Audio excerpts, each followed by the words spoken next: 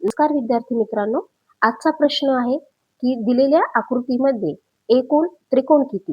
परीक्षेमध्ये जर ही आकृती आली तर आपल्याला यातील त्रिकोण मोजण्यासाठी फार वेळ जाऊ शकतो. पण आता मी तुम्हाला अशी ट्रिक सांगणार आहे की ज्यामुळे तुमचा वेळ वाया जाणार नाही आणि अगदी कमीत कमी वेळेमध्ये तुम्ही यातील त्रिकोण मोजू शकता. विद्यार्थ्यांनो, ट्रिक आवडल्यास नक्कीच व्हिडिओला लाईक करा.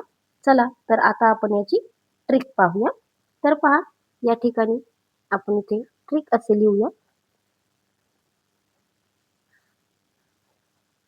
तर खालील जे त्रिकोण दिलेले आहेत त्यामध्ये नंबर टाकून घेऊया.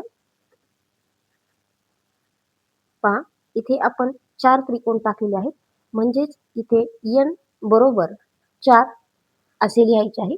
आता याचं सूत्र आपल्याला इथे लिहून घेऊयात आपण. तर पहा, याचं सूत्र काय आहे? तर n कंसात n अधिक 2 पुन्हा 2n अधिक 1 आणि कंस पूर्ण भागिले 8 हे याचं सूत्र आहे. आता या सूत्रामध्ये आपल्याला किमती टाकून घ्यायच्या आहेत. तर आता आपण किमती टाकूया. या ठिकाणी आपण n बरोबर 4 आहे, म्हणजेच 4. त्यानंतर 4 अधिक 2, त्यानंतर 2n म्हणजेच 2 गुणिले 4 अधिक 1 कंस पूर्ण भागिले 8. त्यानंतर पहा, या ठिकाणी आपण पुढील क्रिया करूया. इथे पहा आता 4 4 अधिक 2 6. त्यानंतर इथे आपल्याला आता बेचोक 8 8 अधिक 1 9 म्हणजे इथे 9 आले आणि भागिले त्याला 8 करायचे आहे. आता ही क्रिया आपल्याला या ठिकाणी करायची आहे. तर पहा, 4 एक 4 4 दुणे 8 त्यानंतर बे एक बे बेत्रिक 6.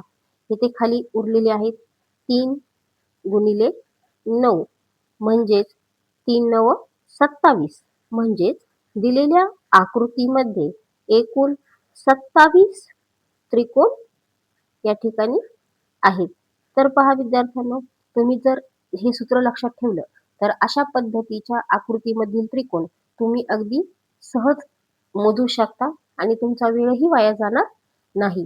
विद्यार्थ्यांनो, जर अजून चॅनलला सबस्क्राईब केलेलं नसेल तर नक्कीच चॅनलला सबस्क्राईब करा, लाईक करा आणि शेअर देखील करा. Thank you.